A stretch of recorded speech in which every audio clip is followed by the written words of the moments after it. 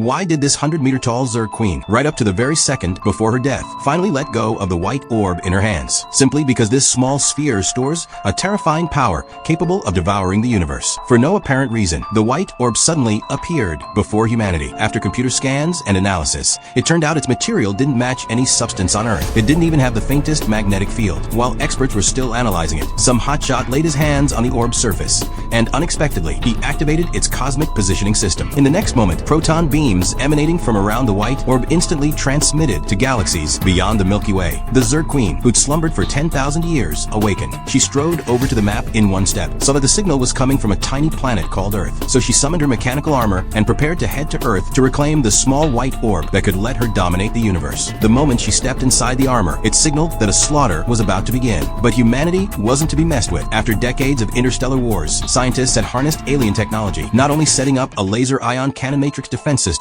in low Earth orbit, but even building a military combat base on the moon. Yet on the very day humanity was celebrating the 20th anniversary of defeating the aliens, a spaceship nearly 5,000 kilometers in diameter appeared on the far side of the moon, speeding toward Earth. At that moment, the Lunar Operations Command responded immediately upon receiving the signal. At the commander's order, the charged laser ion cannons hit the alien ship, but all attacks were blocked by its shield. They launched a second attack, but never expected that during the ion cannon's recharge gap, the enemy struck first. That single attack wiped out the entire Lunar Operations Command. As the alien ship continued toward Earth, the top ground commander, with the approval of world leaders, activated the low Earth orbit defense system. But because the laser cannons took far too long to charge, the alien ship struck first again. In the blink of an eye, the entire low Earth orbit defense system was destroyed, and humanity's last line of defense fell. To put it in perspective, Earth has a diameter of 12,742 kilometers, while the alien ship's diameter reached a terrifying 5,000 kilometers. It plunged straight through the atmosphere and hovered over the Atlantic, a sight that left people dumbfounded. According to Newton's law of universal gravitation, every two objects in nature exert a gravitational pull on each other, and when one object has sufficient mass, it attracts smaller ones. The alien ship was just such a massive object, and with a suction device in its central engine, entire coastal cities and buildings were sucked into the air, seen straight out of the apocalypse. By this point, the aliens hadn't even launched a formal attack, yet half of humanity's homeland was already destroyed. High in the sky, the colossal spaceship slowly extended its limbs, lingering around the Atlantic coast. After finally settling down, its full scale became clear. It covered nearly a quarter of Earth's surface. Soon Mahone, the head of Area 51, greeted the president's arrival. They went to the prison where aliens had been detained for 20 years. For some reason, these creatures had suddenly grown violent. At first, they thought the aliens were scared, but the long-haired scientist said this behavior was more like excited celebration because they could sense the Queen's arrival. But even now, humanity still didn't understand why the alien monsters were attacking Earth. Determined to find out, the president walked into the isolation chamber alone, pressed the switch to the prison gate, and released one of the alien creatures.